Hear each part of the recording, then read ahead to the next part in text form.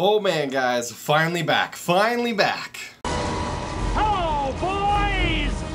I'm back! I missed you guys a lot. I miss making videos, I miss telling stories, I miss running D&D.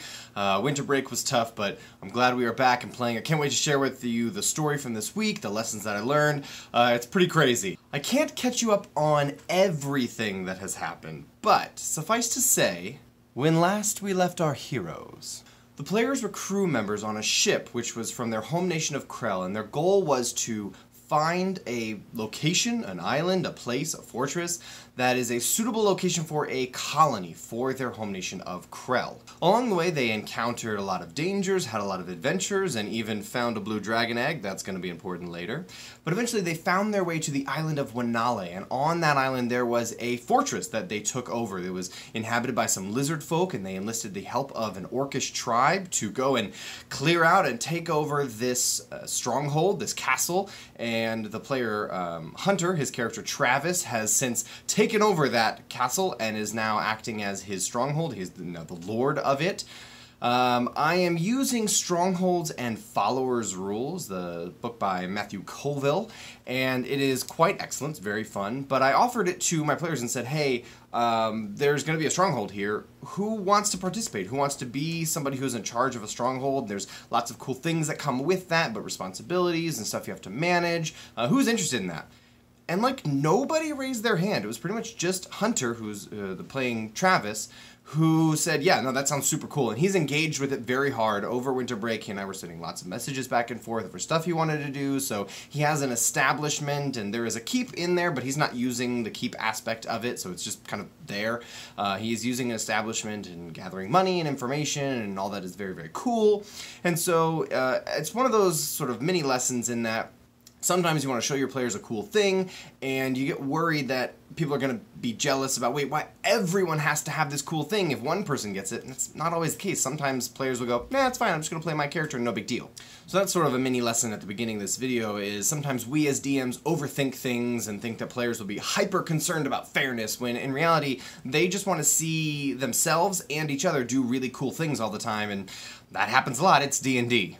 So that stronghold, clearing it out, making it livable, sort of getting it to that first level of strongholds, was a 3 or 4 week process that they did during downtime while we had the break. And so 3 or 4 weeks in-game as well to match up to our 4 or 5 weeks out of game that we missed. And that was the major thing that happened over the break. The other major thing was some of the other players wanted to inspect this mysterious blue fog that they had encountered previously. And it was like waist-height thick fog that wasn't conforming to natural patterns of fog, and when they went into it, it seemed to like leach into their skin and clothes, and one of them went mute as a result, and the other was confused for a long time, so it was kind of nasty fog, and they were like, well, if it's going to be in the zip code of our potential base, let's check it out. It's like a mile or two away, but we want to make sure it stays there and figure out what the source of it is, if we can get rid of it maybe. So those were the major things that they did during the break, and that brings us to the start of the session this past week. So the first thing the players all wanted to do was go again as a team and say, let's see if we can't get up and over this fog maybe, fly, climb through the tree boughs and see if we can't see if it has an end, what's on the other side. Just let's inspect it again. Let's take some time as a group to go and check it out. So they know that there is an orcish burial ground from their orcish tribe that is near the fog. And so the orcs had sort of said, all the people who had died during the attack against the castle, we need a new burial ground for them, we moved our tribe, let's set it up in this area, and the fog seemed to be kind of close to that. And so the players then made their way over in that direction, and as they got towards the burial ground, they saw several of the graves had been exhumed, it appeared. And they were like, well, that's never good. In fact, that's always bad. Yeah, that's always bad. And so they went closer to the burial ground to sort of check it out and see what was going on. And as they were getting closer, an orc seemed to claw his way up out of one of the graves and begin walking towards the fog. And as he did so, the fog sort of parted in front of him and kind of made an opening. And all the players were like, what? Okay. So they kind of panicked and quickly were like, let's follow the zombie, clearly a zombie. Let's follow the zombie into the fog because the zombie is clearing a path for us. Let's try not to get spotted by the zombie. The zombie didn't really seem to care at all about the players, and it just didn't notice. It was just walking straight into the fog, no big deal, and it formed this like 50-foot radius of cleared area around the fog, and the players were like, let's stay about 49.5 feet back away from the zombie and like right at the edge of the fog and keep inching up and following as quietly as we can. After about 1,000 feet, the fog finally ends, and there is a bit of a clearing, a short stretch of jungle, and then on the other side of this stretch of cleared jungle, there is a wide expanse of clearing. But this clearing is not a meadow or a glade. It seems to be desolated, and the grass and everything is blackened and gray and removed of life and color. There's no trees there, and in the middle of it there is this one tower that seems to be made of different colored cobblestones all ramshackled together, gray, dark gray, black, and just piled up, and it's probably 30, 40 feet tall, and the players kind of hang out in the tree line and watch as this orc zombie has just continued walking towards the tower. And eventually it gets to the tower, and it climbs up the tower, and then at the very top of the tower, it just sort of lays down and positions itself on the tower and stops moving and starts to look like a brick. And at this point, the tower becomes clear what it is to the players. It's a tower of bodies. And this elicited the exact response I wanted from my players. Oh, hell no! So, they were pretty freaked out, and that was excellent for me as a DM. When you want to employ undead and things like that, oftentimes it's super spooky and very creepy, and I had a blast doing that and describing and stuff, and the players latched on immediately. They thought it was crazy. And so they slowly made their way into the clearing to kind of like check it out. What's going on? This clearing is empty. The tower is just a tower. What's going on? And from the other tree line, they saw a group of zombies led by a wight coming towards them. And Travis, the gunslinger, wanted to talk and figure out what are you guys doing here? What's this tower of dead bodies doing here? And the zombies seemed entirely uninterested in talking. And as the party was trying to talk, the zombies kept getting closer until finally they just attacked the players. The players killed the zombies pretty quickly. It was just a patrol. They did so very noisily, however, and then as they continued to walk towards the tower, Ryu's got his sword out, and he just he gets real close to it and just pokes it with his sword. I'm gonna poke him with a stick. So that was a choice, and after he does that, this black, shadowy, wraith-like entity just emerges from out of the stone, and comes forward and attacks him. And it wouldn't have been that scary until I rolled a crit, and this thing did like 50 points of damage in one attack. Thankfully, it did not also reduce his maximum hit points by the same amount, because that'd have been nuts. But he was instantly dropped to about 10 HP. And the entire party said, let us leave Nopeville and go back to maybe Yepville, but Nopeville, not right now. And so they all ran, there's a wraith coming out, and the tower opened, and there's some ghouls that start chasing them. And this is one of the things where I love new players. I love DMing for new players, because when you have a bunch of veterans, there are ghouls, and you say, there are ghouls. And everybody knows what a ghoul looks like. It's super creepy and all that, but it's a ghoul.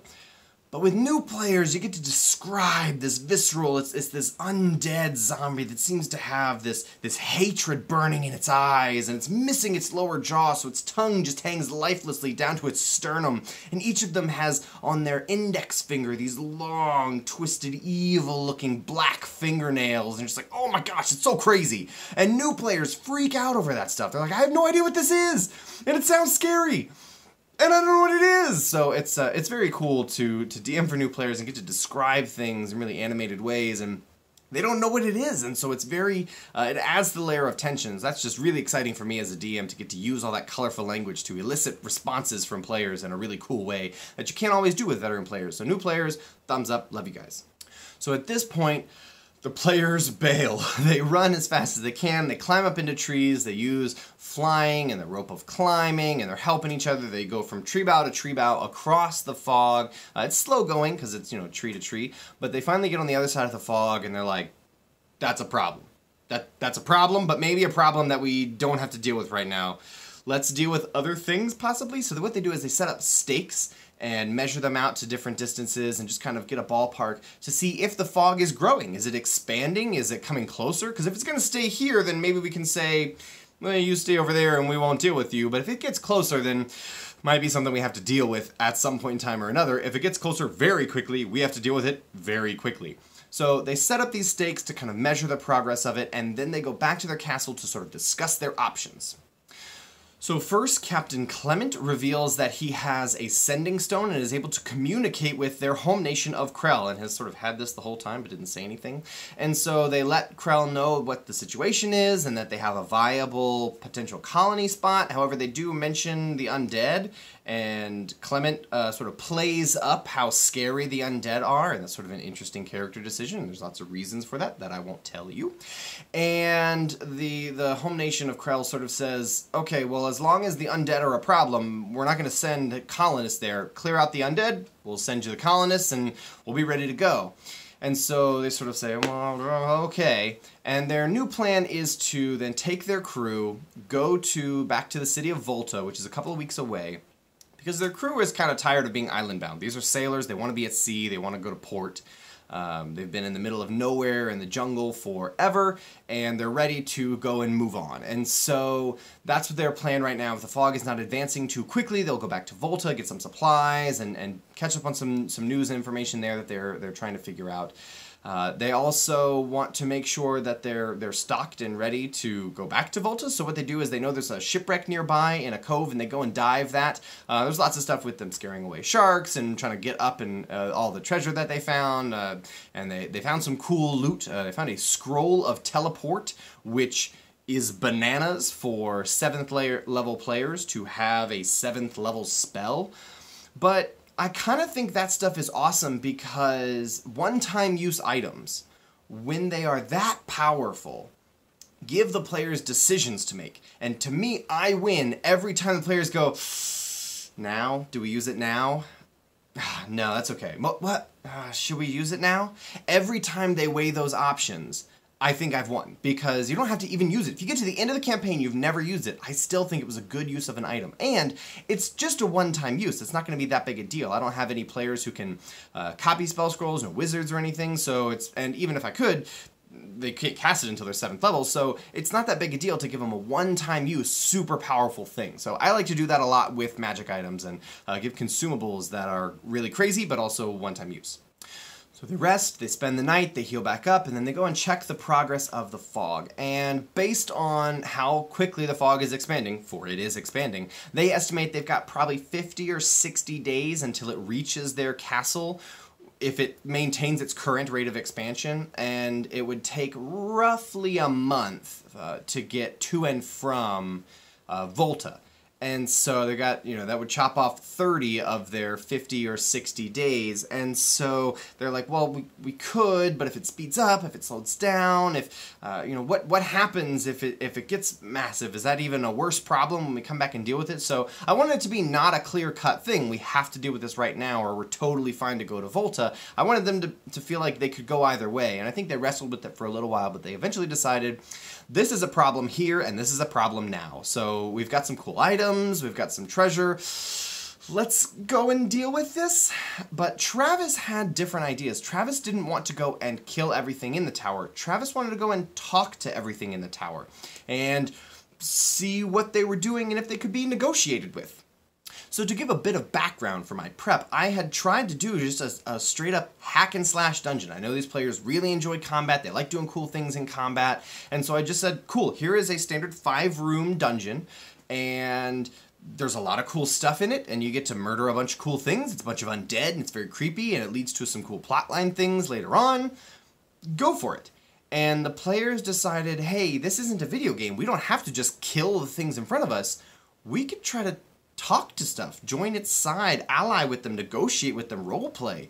And my first gut reaction as a DM is to say, no, the most reasonable thing would be, they're zombies, they're undead, they're not going to roleplay and negotiate with you, they're going to attack you on sight. But after thinking about it for a little while, I realized that's how murder hobos are made. A lot of people online complain about murder hobos, people who don't have a home, don't have anything they care about, they just go and kill stuff and get as much treasure as they can and move on. They don't talk to anything, they just kill things. And I was like, if you have an idea for something that might be plausible, and it's not just murder something, I want to see if I can make that happen.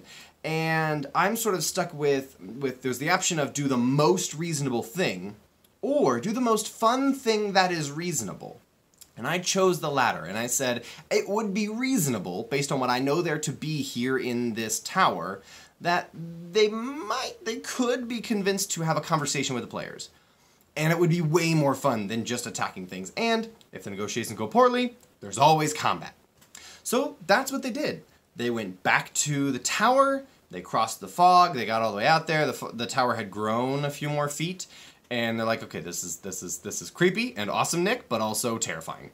And so they kind of walked up real close and just shouted out to the tower and said, hey, like, who are you? What's going on? What are you doing here? And the Wraith emerges from the front door and basically says, hey, if you want to have leave, go away. And they're like, we want to talk to your master. And so it was a big back and forth. It was very, very interesting, very cool. And the Wraith finally says, okay, fine. If you want to have a conversation, you've got to come inside the tower and talk to my master. And the players kind of weighed this a little bit. They would have loved to have the conversation out in the open, but okay, I guess push comes to shove. If there's terrible things in there, we have this scroll of teleport, we can get out. Have the scroll of teleport, we can get out.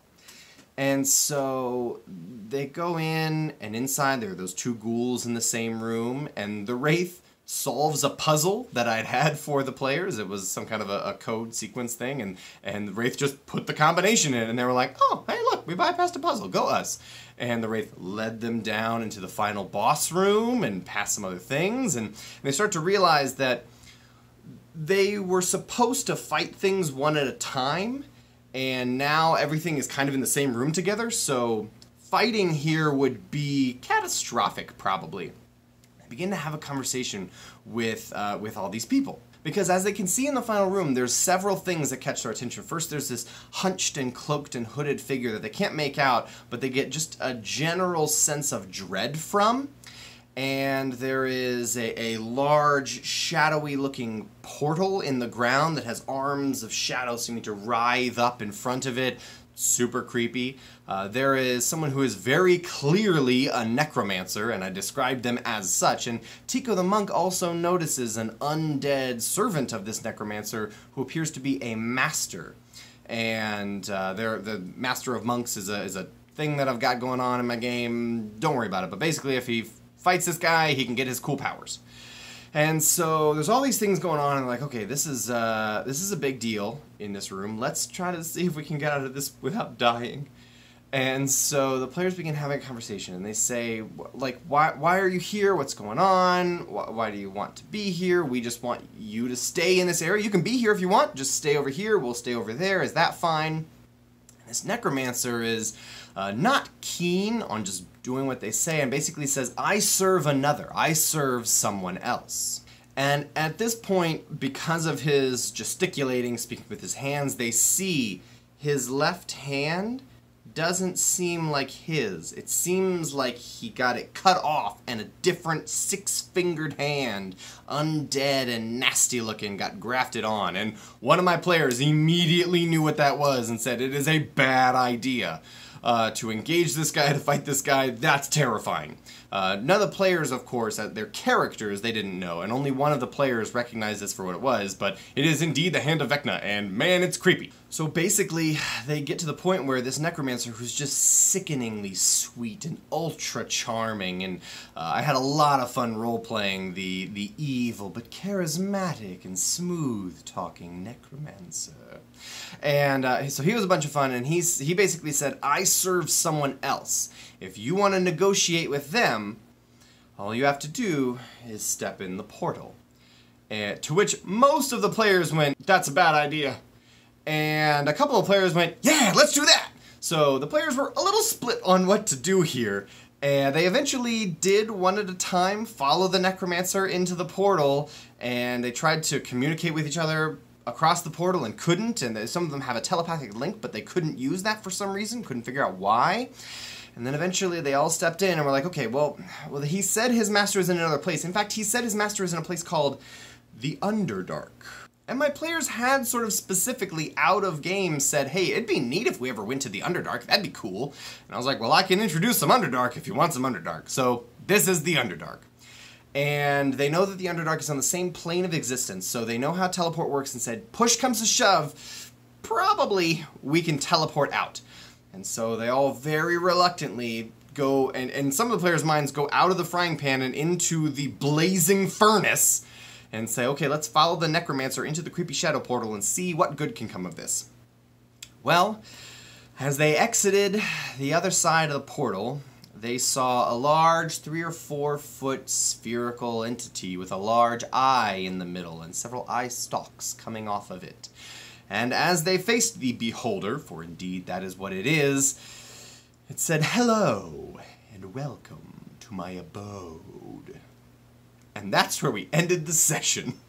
Oh, so much stuff. It was so crazy. So many things happened. The players are freaked out. The players are super excited to have a conversation with a beholder, to be in the Underdark, to all kinds of things. A couple of players think they are definitely about to die. I can guarantee you probably that they might not all get TPK'd at the very beginning of next session. That is about as confident as I'm willing to be. But it is some crazy stuff. I am having a lot of fun prepping this week for what is coming on Saturday. It's big fun. The players are really engaging with it. It's been a lot of fun starting back up, and I'm so excited that you guys have been engaging with the content over the last semester, and I'm really glad to keep talking to you guys, engaging with you guys, sharing stories from my game, and engaging with comments with you. It's been just a blast.